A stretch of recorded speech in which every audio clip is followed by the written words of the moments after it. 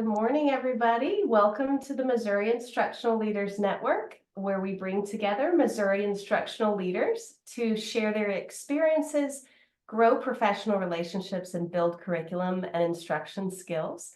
My name is Valerie Montgomery. I'm one of the hosts here on the network. And our guest today is someone who is from DESE. This is Jocelyn Strand. She's the Improvement and Accountability Administrator from DESE's Office of Quality Schools. Good morning, Jocelyn. Thank you so much for being with us today. Good morning, Valerie. Good morning, everyone.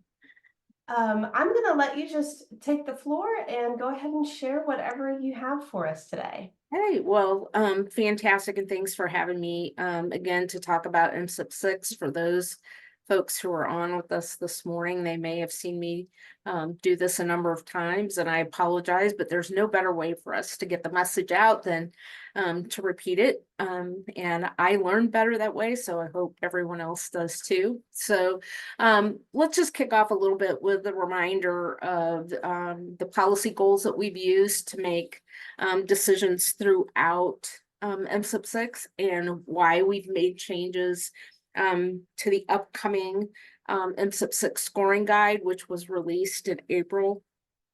Really, that document is designed and the standards and indicators to outline the state board's expectations for high achievement and improvement for our students. And to provide parents and other members of the public with information that they find valuable. And so as part of our process, we've held various meetings across the state. We have an MSIP 6 advisory committee that provides us with feedback as we work through the process, and they meet multiple times a year. So for this upcoming APR, the 2024 APR, there are several changes that are critically important for districts to pay attention to. And I'm saying critically because they're fairly significant changes that districts need to be made aware of. So let's talk first about the changes that we are making to growth for the 2024 APR. For the last couple of years, we have used a continuous mechanism for growth. And so it started at a 0.1 and it worked itself all the way up to a 12. We have listened to districts and their concerns about assigning points in that mechanism. And so for this year's annual performance report, we will be changing that point assignment into quartiles. So the value of the points essentially stays the same. And if you look at the comprehensive guide, it'll give you very specific details about the points for each content for the group of total and for the student group. But let's talk about, at this point, just English language arts for our group of total. There would be 12 points possible for growth. It will be divided into four quartiles. So it will be target, on track, approaching, and then a new category called emerging. Okay, emerging is different. If you think about status, you have the floor and you have approaching, on track, and target. For the floor, there are typically no points assigned. For growth, emerging will have 3 points assigned. So there will never be a district that gets below a 3. They'll have emerging at 3 points, and then it works its way up. So it's 3, 6, 9, and 12. Okay, so that's a big change for growth. But it is also a little bit clearer picture. It's a reminder that there is really not such a thing as negative growth. It is an aggregation of that data, which means those students are just not growing as fast as we expected. Doesn't mean they're not growing, right? And so that's one of the reasons we've made that change. And then The second big change is related to classification. Perhaps the biggest change outside of growth. So the department has always used multiple years of data to make a classification determination. In the past, when you looked at an annual performance report, it always had 3 years of data, and then an average and points were assigned. And a determination was made that it provided more information to the public if we generated an annual performance report. There was an annual performance report. But we would never use 1 year of data to make a classification determination. So we would always use multiple years. So added to this year's comprehensive guide is a new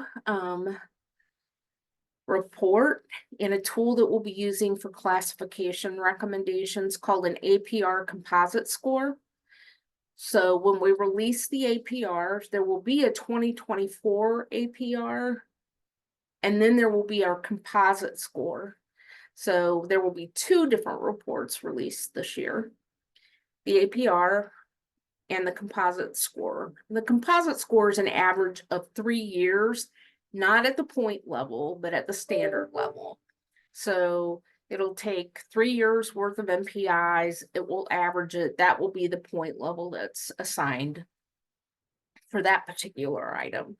And it will generate a report that looks similar to the current APR, but will include all of the data so that you can see that information. And that is very different. The second thing that's different about that is that we anticipated that we would have a classification in the 2024 school year based on the annual performance reports. But there is a small piece of statutory language that says that we can't use the 2022 data to lower a district's classification, right? The other thing is if we're using multiple years of data and calculating a composite score, we need 2 composite scores to make a change. Okay, so maybe let me try this one again. So we're adding the composite score. And what we're saying is you need 2 classification composite scores that fall in the same range for a classification change. So the first classification composite score is generated for 2024. It's 1 composite score, so we can't make a change because we don't have 2 and they're not in the same range. Okay, and we can't use the 2022 data to lower a district's classification anyway.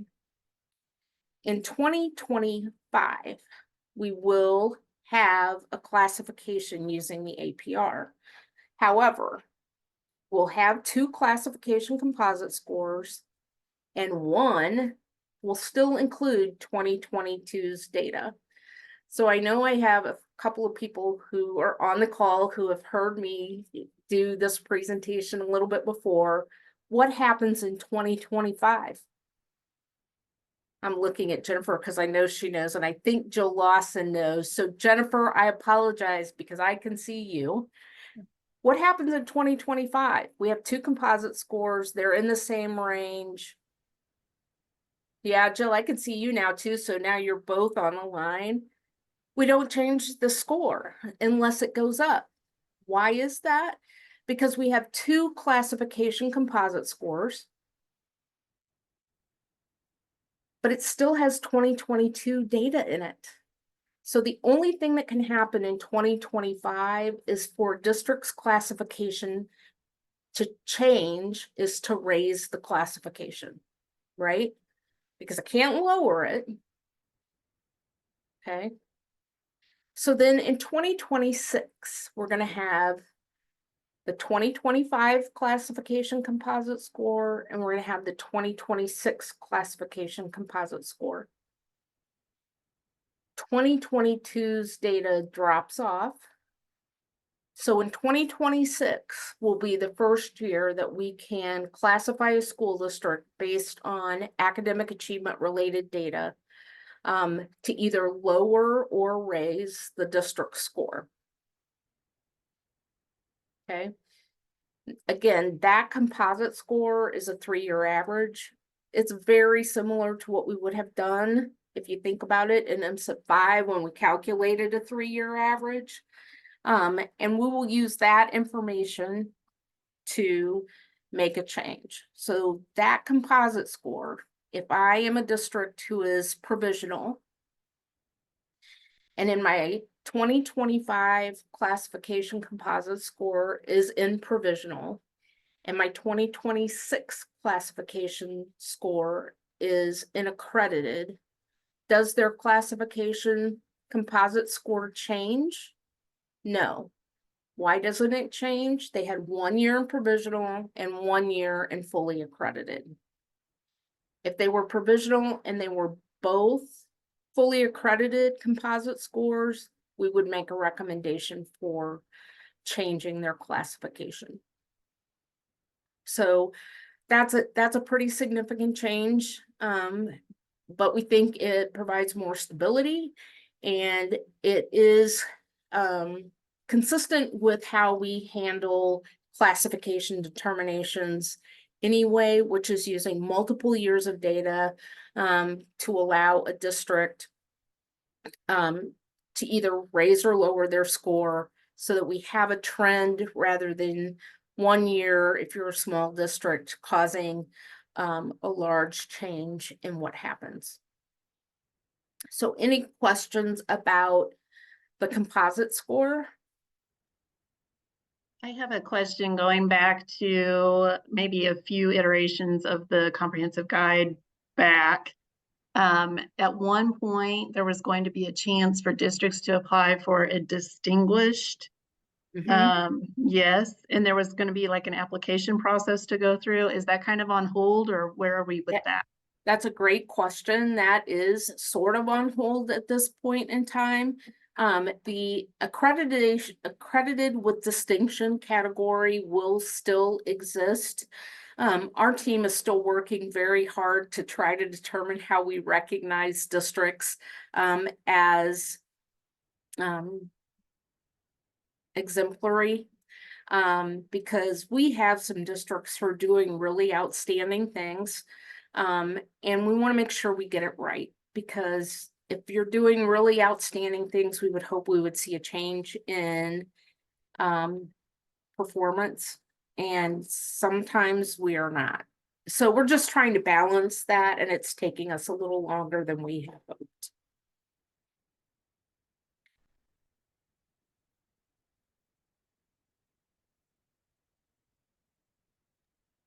We have a question in the chat.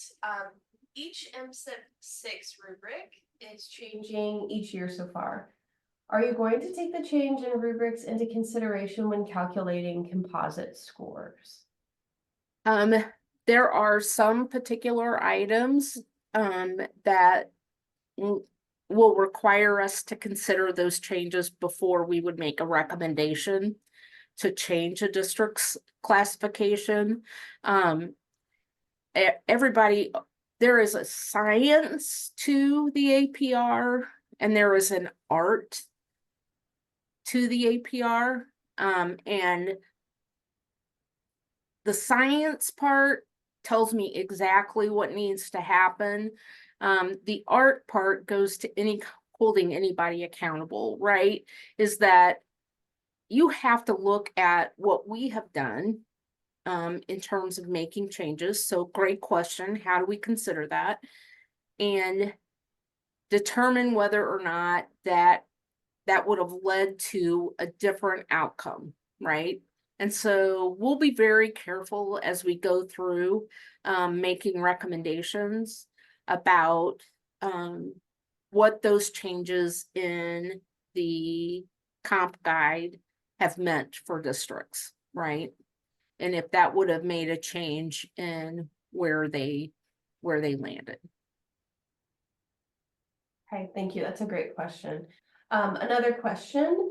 I want to make sure I understand correctly. The classification is based on only MPI points for the composite score of 3 years.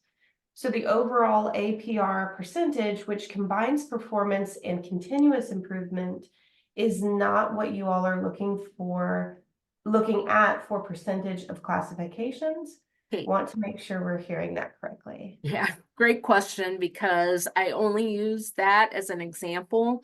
So know that we're using everything that is in your annual performance report to generate the composite. Everything will, my example happened to be ELA, but every single item that is in the current APR will exist in the composite score.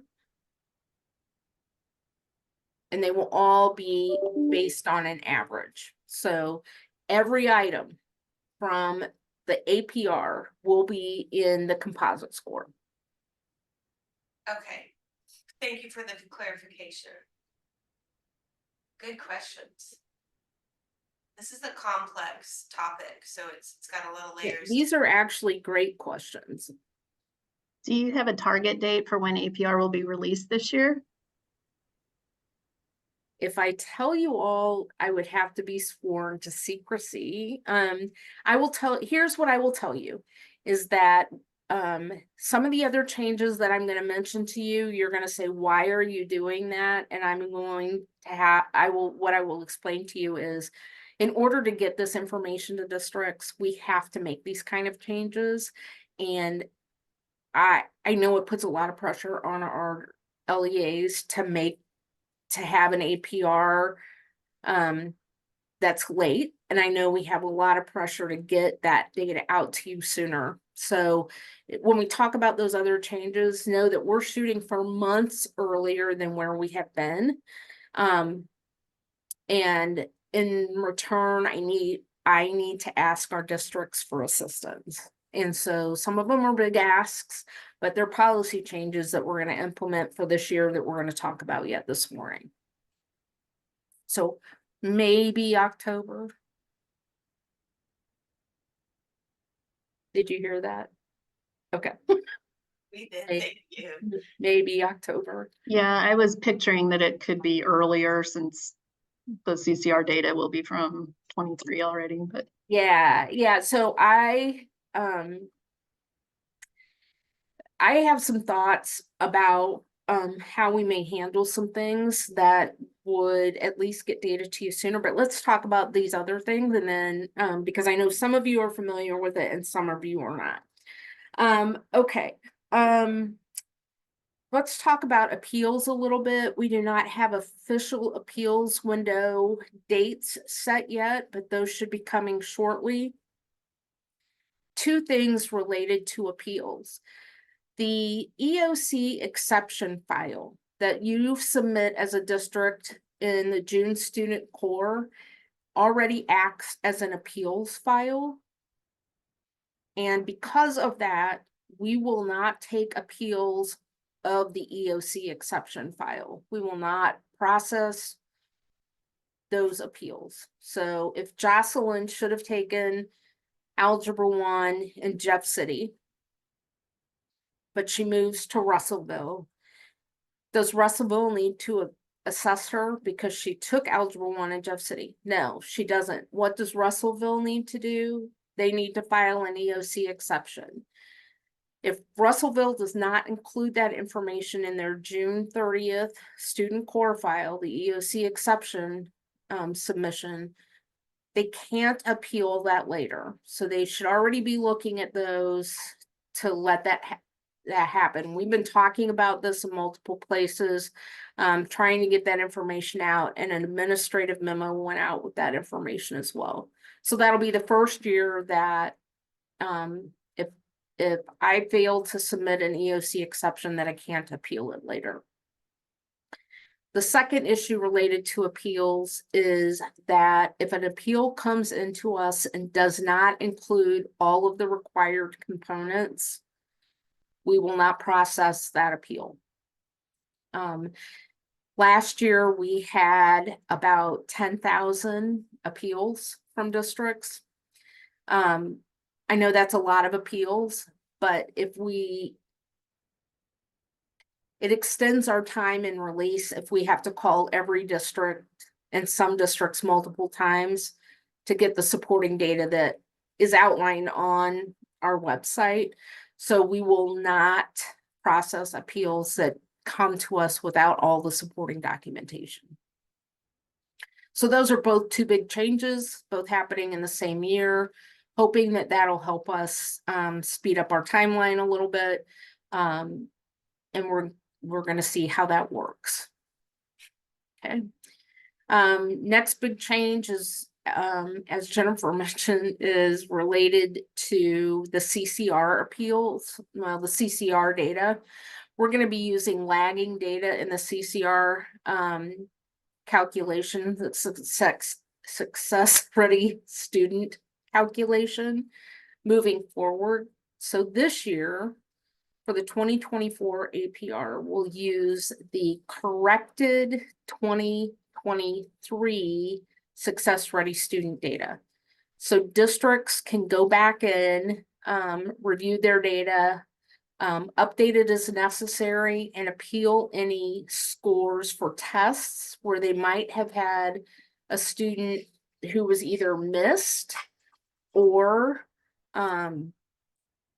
maybe realized that they had a higher score, or they had nothing there but realized that the student had an assessment available.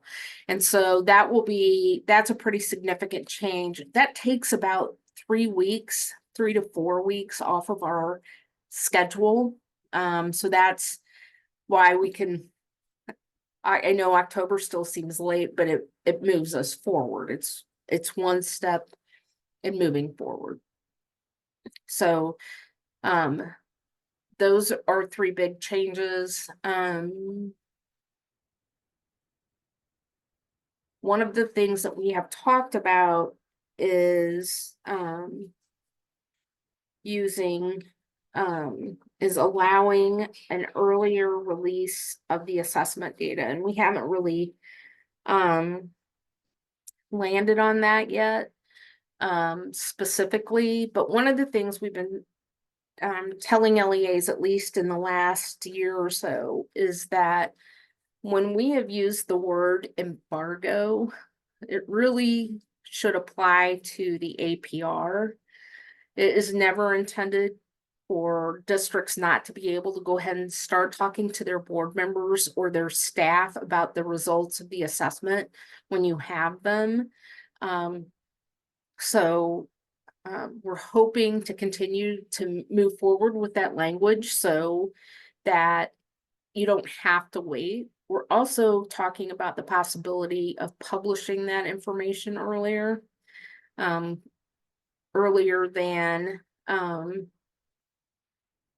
the APR. But that again is just in the process of us having conversations about how do we get information to our districts and LEAs earlier so that they have what they need.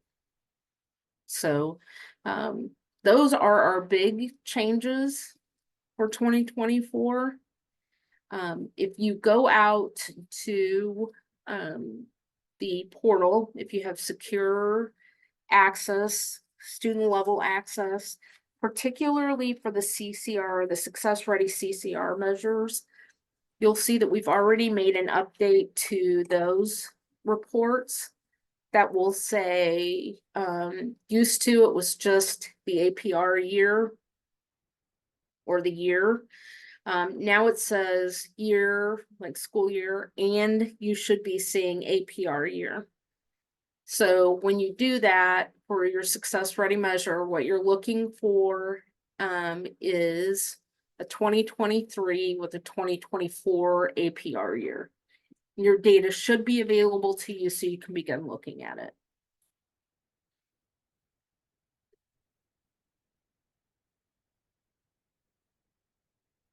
So Valerie, I think that's what I have for today. I know there may still be questions out there, and I am happy to take them. Thank you. That is a lot of good info. Yeah, before we end, are there any questions that are lingering? Feel free to either unmute or put them in the chat. I have a question for you, Jocelyn. what is the best way to stay updated on these changes? Is it the DESE administrative memos? Are there webinars? Is it, You guys are full of great questions today. So we have done a number of things. We have been presenting as much as we absolutely can. So we've been at MOASBO. We'll present at the administrators conference. We had the public meeting regarding the APR. There's some of that information in the administrative memo. My team is also hosting a series of webinars. You can find that on the MSIP 6 page under resources, or you can also find it on the accountability data section. And they're doing anything from changes to the APR to understanding how the data impacts your APR, doing kind of a wide variety of things. And we're also doing 4 sessions, 3 or 4 sessions at the administrators conference. One will be taking the data submissions and crosswalking it to the annual performance report so districts can understand exactly what's impacting their APR. One will be an assessment and accountability update, much like I've done in the past with Sean Bates. And then we'll just continue walking through it. So as much as we can, we're trying to get out there and provide information. Okay, great. Thank you. I'll find a link to that and I'll put it in our network, and I'll put it in when we publish this to YouTube, I'll publish that link as well. Yep. And I can send it to you, Valerie. Perfect. Thank you. Okay, well, I don't see any questions in the chat. So May I ask one more? yes, please. Jocelyn, again, several iterations ago, we talked about changing the cut scores to get into on track for status. Like it would continuously get harder and harder. It doesn't seem like that is happening yet. And so I just wanted to know if that's off the table now. It's not necessarily off the table, but we're watching them closely as we get data in and looking to see where those pieces fit and whether or not it's actually time to make a change. Okay.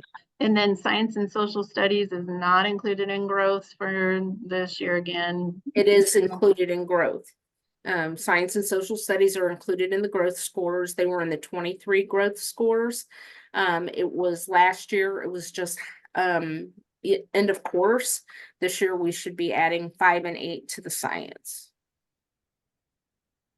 So there should be the growth scores in the 2023 APR for both science and social.